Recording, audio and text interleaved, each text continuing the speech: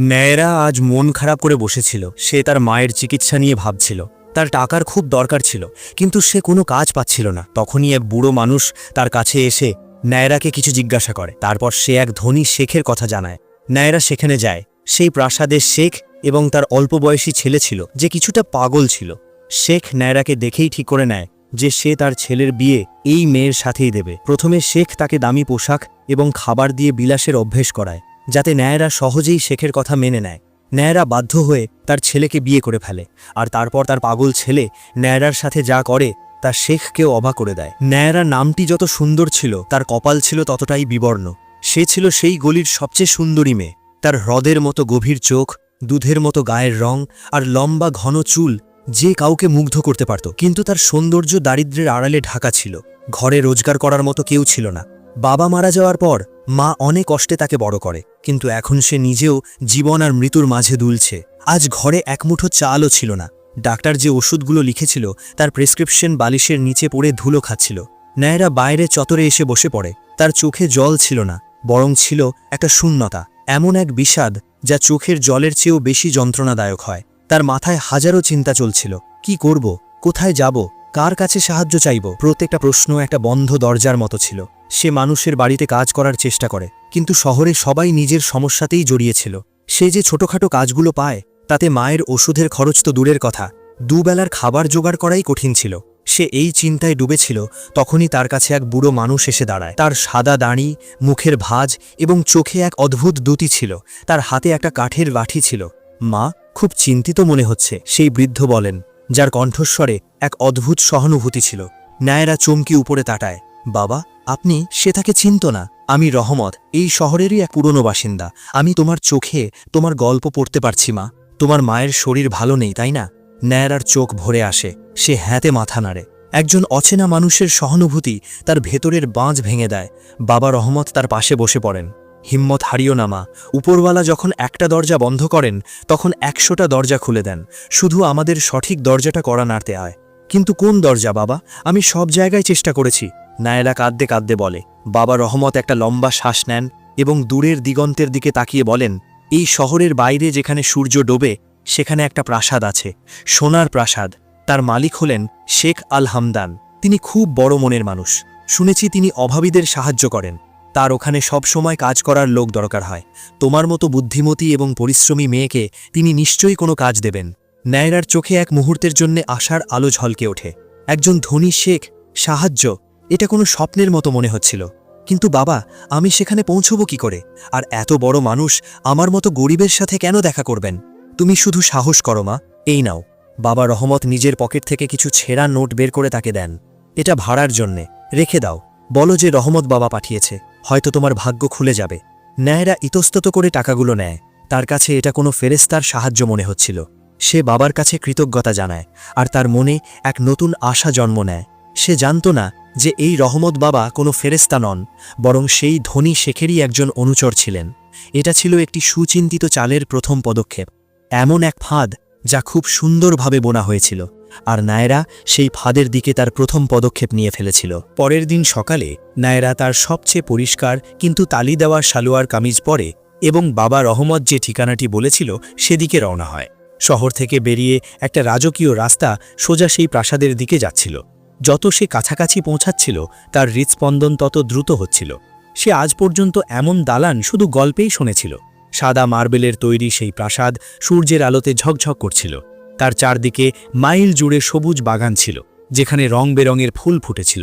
একটি বিশাল নকশা করা লোহার গেটে দুজন প্রহরী দাঁড়িয়েছিল। নায়রা সাহস হারিয়ে ফেলে।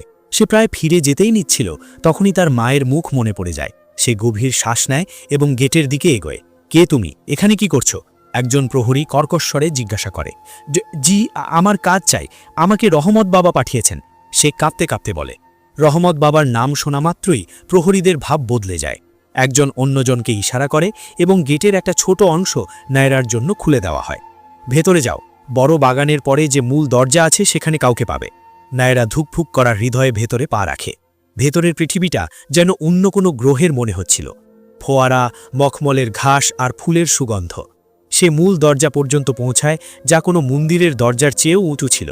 সেখানে একজন মহিলা দাঁড়িয়েছিলেন, যার বয়স প্রায় 40-এর কাছাকাছি হবে। তিনি দামি রেশমি পোশাক পরেছিলেন। তোমারই অপেক্ষা করছিলাম। আমার নাম অনামিকা, আমি এখানকার প্রধান ম্যানেজার। শেখ সাহেব তোমার সাথে দেখা করতে চান। অনামিকার কণ্ঠস্বরে না ছিল কোনো উষ্ণতা, না কোনো নম্রতা। নায়রা অবাক হয়, শেখ কেন তার সাথে দেখা করতে চাইবেন? সে চুপচাপ অনামিকার পিছু পিছু চলতে থাকে। ভেতরের দৃশ্য দেখে তার চোখ ছানা বড়া হয়ে যায়। সবকিছু যেন সোনা বা ক্রিস্টাল দিয়ে তৈরি মনে হচ্ছিল। দেওয়ালে বড় বড় পেইন্টিং ছিল, ছাদ থেকে বিশাল ঝাড়বাতি ঝুলছিল। তাকে একটা বড় ঘরে নিয়ে যাওয়া হয়, যেখানে মখমলের সোফায় একজন লোক বসেছিল। তার বয়স 50-এর কাছাকাছি হবে। চেহারায় রাজকীয় তেজ আর চোখে এক গভীর দৃষ্টি। ইনিই ছিলেন শেখ আল হামদান। বসুন মা, শেখ হাসতে হাসতে বলেন। তার হাসি ছিল খুব আকর্ষণীয়। নায়রা ইতস্তত করে এক কোণে বসে পড়ে। রহমত তোমার কথা বলেছে, তোমার মায়ের অসুস্থতার কথাও শুনে খুব খারাপ লাগল। শেখ খুব সহানুভূতিপূর্ণ সুরে বলেন। নায়রার চোখে আবার জল চলে আসে। কেঁদো না মা, আজ থেকে তুমি আমার দায়িত্ব। তোমার মায়ের চিকিৎসা সেরা ডাক্তারদের দিয়ে হবে, এবং তুমি এখানে প্রাসাদে থাকবে। তোমার কোনো কাজ করার প্রয়োজন নেই, শুধু এখানকার কিছু নিয়ম আছে যা তোমাকে মানতে হবে। নায়রা নিজের কানকে বিশ্বাস করতে পারছিল না। কাজ না করে থাকা আর মায়ের চিকিৎসা, এটা কোনো অলৌকিকের চেয়ে কম ছিল না। আপনি যা বলবেন আমি সব মানব শেখ সাহেব, আপনি আমার ভগবান। শেখ হাসেন, এমন হাসি যাতে জয়ের ভাব লুকিয়েছিল। অনামিকা তোমাকে সব বুঝিয়ে দেবে। সেই দিনের পর নায়রার পৃথিবী বদলে যায়। তাকে থাকার জন্য একটা চমৎকার ঘর দেওয়া হয়, যেখানে মখমলের বিছানা আর রেশমি পর্দা ছিল। তার পুরনো ছেঁড়া সালোয়ার কামিজের জায়গায় আলমারিতে পৃথিবীর সবচেয়ে দামি ডিজাইনারদের পোশাক রাখা ছিল। তাকে সোনার থালা এবং বাটিতে খাবার পরিবেশন করা হতো। প্রথমে নায়রার এই সব কিছু খুব অদ্ভুত লাগে। সে সোনার বাটিতে খাবার খেতে ইতস্তত করত। তার মনে হতো যে সে কোনো স্বপ্ন দেখছে, আর চোখ খুললেই সব উধাও হয়ে যাবে। অনামিকা তাকে প্রাসাদের কিছু অদ্ভুত নিয়ম জানায়। প্রাসাদের পশ্চিম দিকে যাওয়া কঠোরভাবে নিষিদ্ধ। শেখ সাহেবের ছেলে সাহিলের কে দূরে থাকতে হবে। যদি সে কখনো সামনে এসেও যায়, তবে তার সাথে কথা বলার বা তাকে বিরক্ত করার চেষ্টা করা যাবে না। অনুমতি ছাড়া প্রাসাদ থেকে বাইরে যাওয়া যাবে না। এই নিয়মগুলো নায়রার কাছে অদ্ভুত লাগে, বিশেষ করে শেখের ছেলের বিষয়টা। সে অনামিকার কাছে জানতে চাওয়ার চেষ্টা করে, সাহিল, তিনি কেমন? অনামিকার চেহারায় এক মুহূর্তের জন্য একটা অদ্ভুত ভাব আসে, আর আবার উধাও হয়ে যায়। ওর শরীর ভালো থাকে না, তিনি নিজের জগতেই থাকেন। তুমি শুধু ওনার থেকে দূরে থেকো। কয়েকদিন পর শেখ নায়রাকে অনেক টাকা এবং ওষুধ দিয়ে তার মায়ের সাথে দেখা করতে পাঠান। যখন নায়রা তার বাড়িতে পৌঁছায়, তখন তার মা তাকে নতুন দামি পোশাকে দেখে অবাক হয়ে যান। যখন সে তার মাকে জানায় যে সে একটা খুব ভালো জায়গায় কাজ পেয়েছে এবং এখন তাদের চিকিৎসা ভালোভাবে হবে, তখন সকিনার চোখে আনন্দের জল চলে আসে। সেই দিন প্রথমবার নায়রার মনে হয় যে সে সঠিক সিদ্ধান্ত নিয়েছে। টাকার শক্তি তার সবচেয়ে বড় দুশ্চিন্তা দূর করে দিয়েছিল। এখন সে ধীরে ধীরে এই বিলাসবহুল জীবনে অভ্যস্ত হয়ে উঠছিল। দামি পোশাক, ভালো খাবার, আরাম। সে ভুলে যেতে শুরু করেছিল যে দারিদ্র্য কি হয়, কিন্তু তার হৃদয়ের কোনো এক কোণে একটা অস্থিরতা ছিল। এই প্রাসাদ বাইরে থেকে যতটা সুন্দর ছিল, ভেতর থেকে ততটাই রহস্যময় মনে হতো। রাতে কখনো কখনো তাকে পশ্চিম দিক থেকে অদ্ভুত অদ্ভুত আওয়াজ শুনতে হতো, কখনো কারো কান্নার, তো কখনো কিছু ভাঙার। এক দুপুরে যখন নায়রা বাগানে হাঁটছিল, সে দেখে যে একজন যুবক ফুল ছিঁড়ে মারিয়ে দিচ্ছিল এবং অদ্ভুতভাবে হাসছিল। তার মুখটা নিষ্পাপ ছিল, কিন্তু তার আচরণ ছিল তার বয়সের তুলনায় অনেক ছোট কোনো শিশুর মতো। তার পোশাক ছিল খুব দামি। নায়রা বুঝতে পারে যে ইনিই শেখের ছেলে সাহিল। সে তাকে দেখে একটা গাছের পেছনে লুকিয়ে পড়ে। সাহিল ফুল মারাতে মারাতে হঠাৎ কাঁদতে শুরু করে। সে মাটিতে বসে পড়ে এবং বাচ্চাদের মতো ফুঁপিয়ে কাঁদতে থাকে।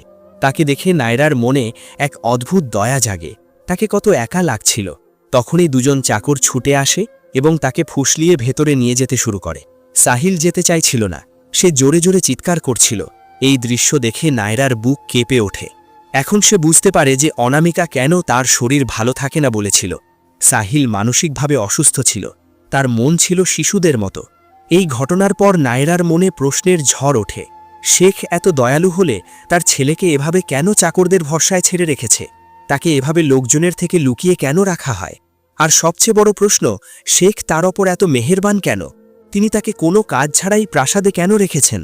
সে এই কথা অনামিকাকে জিজ্ঞাসা করার চেষ্টা করে, কিন্তু অনামিকা তাকে থামিয়ে দেয়। আমি তোমাকে বলিনি যে তোমার যেসব বিষয়ে কোনো সম্পর্ক নেই তার থেকে দূরে থাকো? তুমি শুধু তোমার আরামদায়ক জীবন উপভোগ করো। কিন্তু নায়রার এখন এই আরামদায়ক জীবন একটা খাঁচার মতো লাগতে শুরু করেছিল, একটা সোনার খাঁচা। এরই মধ্যে প্রাসাদে আরও একজন চরিত্র ছিল, করিম। সে আস্তাবলে ঘোড়াদের দেখাশোনা করত। সে ছিল একজন আত্মমর্যাদাবান এবং ভালো মনের ছেলে। সে অনেকবার নায়রাকে দূর থেকে দেখেছিল। সে তার সৌন্দর্যের চেয়েও তার চোখে লুকিয়ে থাকা বিষাদকে পড়তে পারত। একদিন যখন নায়রা আস্তাবলের পাশ দিয়ে যাচ্ছিল, তখন করিম তাকে থামায়। আপনি এখানে খুশি তো আছেন? করিম ইতস্তত করে জিজ্ঞাসা করে। নায়রা চমকে যায়। প্রাসাদে প্রথমবার কেউ তাকে এই প্রশ্নটা করেছিল। হ্যাঁ, কেন? করিম এদিক ওদিক তাকায় এবং তার গলা নামিয়ে নেয়। এই প্রাসাদ দূর থেকে যতটা সুন্দর দেখায়, ভেতর থেকে ততটাই ফাঁপা। এখানে প্রতিটি ঔজ্জ্বল্যের পেছনে একটা গভীর রহস্য আছে। আপনি সাবধান থাকবেন। কি বলতে চাইছ? নায়রা জিজ্ঞাসা করে। শেখ সাহেব তিনি নন যা তিনি দেখান। তিনি নিজের স্বার্থের জন্য সব কিছু করতে পারেন। আপনার আগেও এখানে অনেক মেয়ে এসেছিল। করিম এতটুকু বলে থেমে যায়। এসেছিল তো, এখন তারা কোথায়? নায়রার হৃৎস্পন্দন আরও দ্রুত হয়ে যায়। কেউ জানে না, শুধু একদিন তারা গায়েব হয়ে যায়। শেখ সাহেব বলেন যে তারা নিজেদের ইচ্ছায় কাজ ছেড়ে দিয়েছে, কিন্তু সত্যিটা কেউ জানে না। করিম বলে এবং নিজের কাজে ফিরে যায়। করিমের কথাগুলো নায়রার মনে ভয়ের বীজ বপন করে দিয়েছিল। এখন সে সব কিছুতেই সন্দেহ করতে শুরু করেছিল। শেখের সহানুভূতি, অনামিকার রুক্ষতা, সাহিলের অবস্থা এবং প্রাসাদের অদ্ভুত নিয়ম সবকিছুই একটা বড় ধাঁধার অংশ মনে হচ্ছিল। আর সে অনুভব করছিল যে সে এই ধাঁধার কেন্দ্রে রয়েছে। সে বুঝতে পারে যে তাকে টাকা এবং বিলাসের অভ্যাস করানো হচ্ছে। তাকে সোনার খাঁচার অভ্যস্ত করা হচ্ছে, যাতে সময় এলে সে ওরাটাই ভুলে যায়। কিন্তু কেন? শেখ আসলে তার কাছে কি চাইছিলেন? এই প্রশ্নের উত্তর তার গা শিউরে ওঠার মতো ছিল। মাস কেটে যায়। নায়রার মায়ের অবস্থা এখন আগের চেয়ে অনেক ভালো ছিল। শেখের টাকায় তার সেরা হাসপাতালে চিকিৎসা চলছিল। যতবার নায়রা তার মায়ের সাথে দেখা করে ফিরত, তার মন অপরাধ বোধ আর কৃতজ্ঞতার মাঝে দুলত। সে জানত যে সে একটা ফাঁদে ফেসে গেছে, কিন্তু তার মায়ের জন্য সে সেই ফাঁ থেকে বেরোনোর সাহস জোগাড় করতে পারছিল না। এক রাতে শেখ নায়রাকে তার ব্যক্তিগত অধ্যয়ন কক্ষে ডাকেন। ঘরটা খুব রাজকীয় ছিল, কিন্তু সেখানকার হাওয়ায় একটা ভারী ভাব ছিল। নায়রা মা, আমাকে তোমার সাথে কিছু জরুরি কথা বলতে হবে। শেখ তার মুখে একটা গম্ভীর হাসি এনে বলেন। নায়রার হৃৎস্পন্দন দ্রুত হতে শুরু করে। তার মনে হচ্ছিল যে আজ সেই রহস্য উন্মোচিত হতে চলেছে যার ছায়ায় সে এত মাস ধরে বাঁচছিল। তুমি জানো, আমি তোমাকে আমার মেয়ের মতো মনে করি এবং প্রত্যেক বাবা তার মেয়ের জন্য একটা ভালো ভবিষ্যৎ চায়। শেখ ভূমিকা তৈরি করেন। তুমি আমার ছেলে সাহিলকে তো দেখেছই। নায়রা ধীরে করে হ্যাঁতে মাথা নাড়ে। আমি জানি যে তার মানসিক অবস্থা ঠিক নেই। ডাক্তাররা বলেন যে তার সব সময় কারো সঙ্গ আর ভালোবাসার দরকার। এমন একজন মেয়ে যে তার খেয়াল রাখতে পারবে, তাকে বুঝতে পারবে, একজন স্ত্রীর মতো। এই কথা শোনা মাত্রই নায়রার পায়ের নিচের মাটি সরে যায়। সে নিজের কানকে বিশ্বাস করতে পারে না। আমি চাই তুমি সাহিলের সাথে নিকাহ করে নাও। শেখ সরাসরি প্রস্তাব দেন। নায়রার মুখ থেকে একটা শব্দও বেরোয় না। সে স্তব্ধ হয়ে শেখের দিকে তাকিয়ে থাকে। তার চোখের সামনে সাহিলের শিশু সুলভ মুখটা ভেসে ওঠে। এমন একজনের সাথে বিয়ে যে মানসিকভাবে নিজেই একটা শিশু। এটা বিয়ে নয়, সারা জীবনের একটা চুক্তি ছিল। এটা আপনি কি বলছেন? তার আওয়াজ কাঁপছিল। আমি তোমার ভালোর কথাই বলছি। শেখের আওয়াজ এখন একটু কঠিন হয়ে গিয়েছিল। এই নিকাহের পরে তুমি এই প্রাসাদের মালকিন হবে। এই সমস্ত ধন সম্পদ, এই খ্যাতি সব তোমার হবে। তোমার মায়ের দায়িত্ব চিরদিনের জন্য আমার থাকবে। তাদের কোনো কিছুর অভাব হবে না। ভাবো, তোমার আর কি চাই? আমার এসব কিচ্ছু চাই না। নেয়ারা প্রথমবার শেখের সামনে চিৎকার করে ওঠে। আমি আমার জীবনের চুক্তি করতে পারি না। শেখের হাসি গায়েব হয়ে যায়। তার চোখে এখন সেই সহানুভূতি নয়, বরং একটা ঠান্ডা নিষ্ঠুর দ্যুতি ছিল। তুমি ভুলে যাচ্ছ যে তোমার মায়ের শ্বাস প্রশ্বাস আমার দৌলতে চলছে। যদি আমি হাত গুটিয়ে নিই, তবে সে আবার সেই বিছানায় ফিরে যাবে এবং এবার হয়তো বাঁচতেও পারবে না। সিদ্ধান্ত তোমার হাতে, নেয়রা। হয় এই প্রাসাদের রানী হয়ে বাঁচো, না হয় তোমার মাকে মরতে দেখো। এটা ছিল একটা হুমকি, একটা প্রকাশ্য ব্ল্যাকমেইলিং। নেয়রা ভেঙে পড়ে। সে কাঁদতে কাঁদতে নিজের ঘরে ছুটে যায়। সেই রাতে তার ঘুম আসে না। তার করিমের কথা মনে আসছিল। সে বুঝতে পারে যে শেখের পুরো খেলাটা কি ছিল। তিনি এমন এক গরিব অসহায় মেয়ে খুঁজছিলেন, যাকে তিনি টাকার জালে ফাঁসিয়ে তার ছেলের জন্য একজন সুন্দরী কেয়ারটেকার কিনতে পারেন। তার নায়রার সৌন্দর্য পছন্দ ছিল, যাতে দুনিয়াকে দেখানোর জন্য তার ছেলের কাছে একজন নিখুঁত স্ত্রী থাকে। এই সব কিছুই ছিল একটা লোক দেখানো, একটা জঘন্য চাল। আমি চাইলেও কিছু করতে পারি না, কারণ আমার পুরো পরিবার শেখের ঋণের তলায় চাপা আছে। আমি তোমাকে সেই একই ভুল করতে দেখতে পারি না, নায়রা। তাহলে আমি কি করব? নায়রা অসহায়ভাবে জিজ্ঞাসা করে। এখান থেকে পালিয়ে যাও, অনামিকা ফিসফিস করে বলে। এখনই, এই মুহূর্তে। করিম তোমাকে সাহায্য করবে। সে বাইরে আস্তাবলে তোমার অপেক্ষা করছে। আমি প্রহরীদের মনোযোগ অন্যদিকে সরিয়ে দিয়েছি। নায়রার সামনে এখন দুটো রাস্তা ছিল। একটা রাস্তা যা তার মায়ের জীবন বাঁচাতো, কিন্তু তার নিজের জীবনকে নরক বানিয়ে দিত। আর অন্য রাস্তা যা তাকে স্বাধীনতা দিত, কিন্তু তার মায়ের জীবনকে ঝুঁকির মধ্যে ফেলে দিত। এটা তার জীবনের সবচেয়ে কঠিন সিদ্ধান্ত ছিল। নায়রা তার চোখের জল মুছে ফেলে। তার ভেতরে এক নতুন সাহস জন্ম নেয়। সে তার জীবনকে এভাবে নষ্ট হতে দিতে পারে না, আর সে তার মাকেও মরতে দেবে না। সে সিদ্ধান্ত নিয়ে ফেলেছিল, আমি পালাবো না। নায়রা দৃঢ়তার সাথে বলে, আমি এই শয়তানকে তারই খেলায় হারাবো। অনামিকা অবাক হয়ে তার দিকে তাকিয়ে থাকে। অনামিকাজি, আপনার কাছে কি এমন কোনো প্রমাণ আছে যা দিয়ে শেখের আসল চেহারা দুনিয়ার সামনে আনা যায়?